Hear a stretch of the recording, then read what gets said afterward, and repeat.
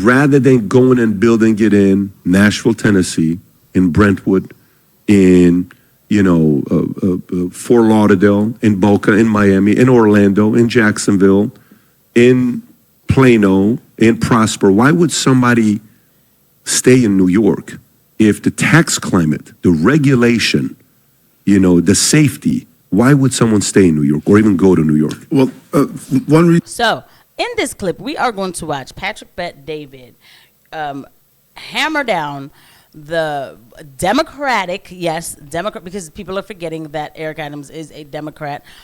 You could even call him a Democrat socialist for what he did to New York. But anyway, we're going to watch Patrick Bet-David dismantle the Democratic candidate, mayoral candidate of New York, Eric Adams, with the hard questions. That question is a serious question. I mean, let's get right down to the meats and potatoes of the situation, right? Why should people want to live in New York, especially after you destroyed New York? I mean, I would have added that last part, but I guess, that's why I'm not the one on the show. But Patrick Bet-David has Patrick Bet-David's serious face on, and Patrick Bet-David is giving Eric Adams the tough questions. This is not a softball interview, so that this Democrat who was woke, defunding the police, can explain why people should want to live in a city where Eric Adams defunded the police and let a lot of illegals in. I mean, I don't know. It's New York. When you look at what I hear all the time from my business leaders, the talent, the diversity of talent, when you look at the population. Leftists can't even talk without saying diversity. Just like the first thing to say is diversity of talent. Like, just say the talent. You could have said the American New York talent. Sorry, had to do it.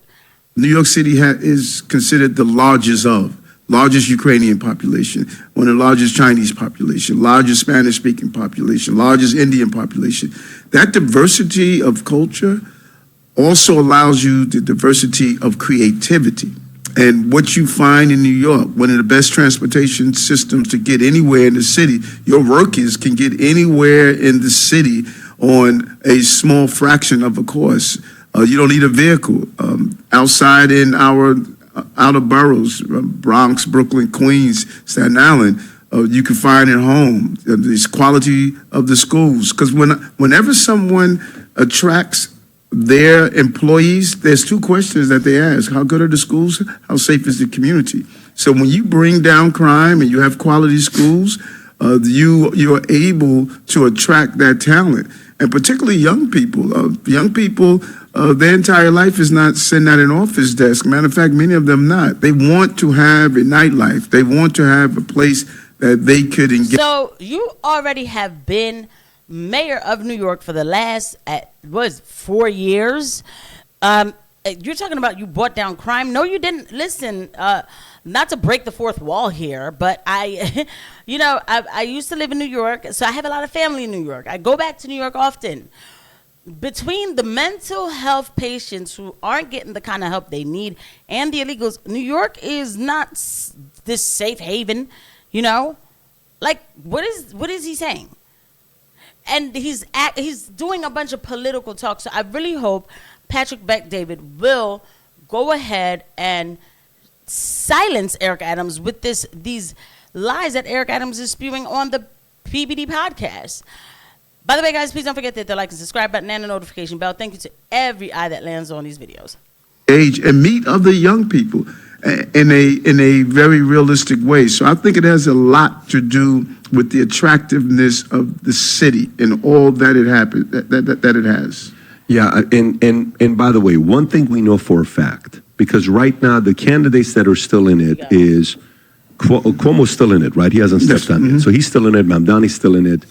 Yourself and a Republican candidate, I always get his last name right. Sliwa, right? Curtis Sliwa. You got it right. And what's his percentage? Where is he at? Chris Sliwa, what percentage does he have, Rob? Do we know? It moves, these polls move all over the place, Trying to see where he is at. So this is from who? This is from Slingshot Strategies. Yes. You trust Strengths? Is this a trusted source? Well, let's go here. When I ran in 2021, Slingshot Strategies basically said I can't stand a chance against Andrew Yang, but we're not calling Andrew Yang mayor, right? No, we're calling you. Right, So this right. has what? This has Mamdani at 35%. Right. Cuomo at 25, Sliwa at 14, and it only has you at 11. Right. You know, I think that when I ran in 2021, they had me in 4th place also. They had me behind, I think, Scott Street. Okay, like, what's going on with Patrick Bet-David? Like, he asked him the tough questions, and now he's letting him go ahead and start talking about, polls. We're going to skip a little bit ahead because I'm not doing this with them.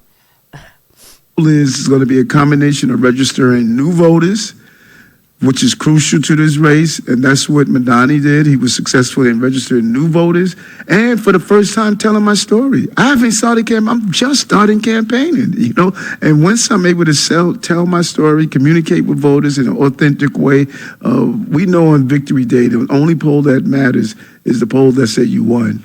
I agree. Nowadays, more. Wait a minute. You mean to tell me that he didn't give him the hard questions, yo? I sat here and told y'all, like, Patrick Bet-David's going to, like, I need to, I guess, really be checking these clips out because he asked him that hard question. I'm like, oh, he's really going to come from. The problem is, okay, so let me keep it real. I didn't expect Patrick Bet-David to do this because Patrick Bet-David usually talks about a lot of realistic things on his show. Patrick Bet-David, not even just that. I just feel like he kind of stands on his own as much as he can. So I thought he would grill Eric Adams because Eric Adams, again, is acting. To even say, I'm going to tell my story. People haven't heard my story. What story? What story when you got arrested for bribery? What part of that do people don't understand? That's number one, because you can't be talking about your origination story like a Mamdani. Mamdani is a new candidate that a lot of people don't know.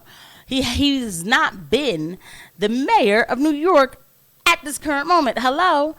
So, Eric, you told us your story before. I remember this guy going on Fox News and pretending like he was going to be the law and order candidate for New York. Oh, he was going to, he didn't believe in defunding police. He said that, too. He was like, he didn't believe in defunding police. And,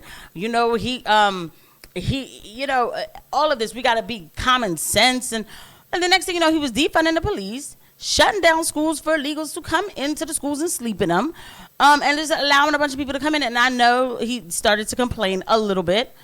But then he also tightened up, too, when they told him to tighten up about that. Everybody seems to forget that part. This person was a sheep's and wolf clothing. The problem is, and I'm just going to say this, a Democrat is a Democrat is a Democrat to me. The reason why with Mamdani I was kind of like laughing is because conservatives are getting so involved in this New York race where it's nothing but Democrats. They're not backing up Sliwa. You're going to see Sliwa doesn't go to Patrick Bet-David's show.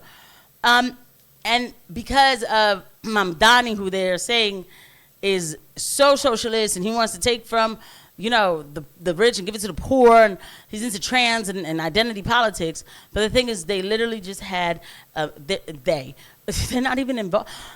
Eric Adams is the same thing. He just doesn't market it the way Mamdani does. You just have a loud Democrat and then you have a regular Democrat. That's it.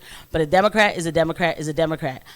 Eric Adams did pretty much everything that Mamdani says he wants to do. And he also locked down his city. Did we forget vaccine passports? I think I'll leave it there.